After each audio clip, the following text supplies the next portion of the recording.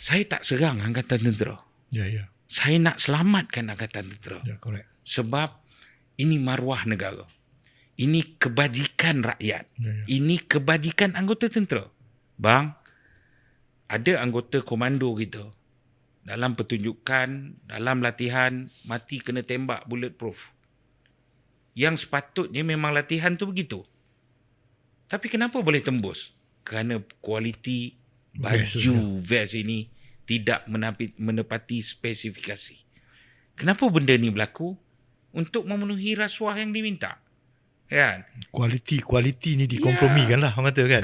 Bila saya go through, ada anggota tentera kita yang sebenarnya payung terjun apabila suspension line nylon tu dikurangkan beberapa gram, ada melibatkan kematian anggota tentera kita bang.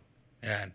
Dan semua benda ni, pembekalan dan sebagainya, kita masukkan dalam Op Hiroshima, bom akan meletup minggu depan bang. Minggu depan Ya. Minggu ni lah. Bila dia keluar ni minggu ni. So, bila kita keluar ni, kita recorded keluar tu. Ya. Minggu ni lah kita kata. Minggu ini. Okay. And then apa ni? Masa you buat press conference pasal apa ni, kes Datuk Sabri Zali ni. Ya. You bawa Dr. Sariman tu. Ya.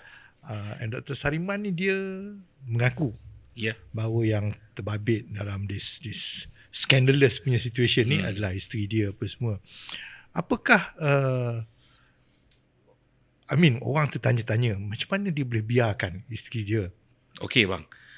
Ini maklumat daripada bukan saja daripada mulut dia, daripada kawan-kawan lain dan sebagainya, sebab saya always cross check everything. Dia juga dia sama bisnes dan sebagainya, membina bisnes kerjaya dalam bidang itu. Tetapi apabila dia melihat isterinya berubah, kan, kerana itu dia menyiasat dan dia jumpa.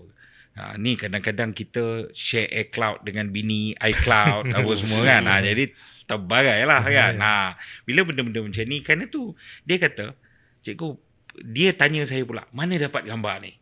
Dia kata, tak boleh lah sumpah saya kan. Tapi dia kata, gambar ni betul. Kan? Malah CCTV hotel tu pun betul. Dia tak tengok CCTV tu lagi.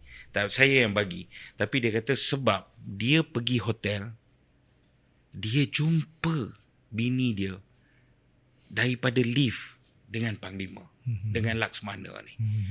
Saya tahu macam mana luluh hati dia, dan dia pun dalam proses dengan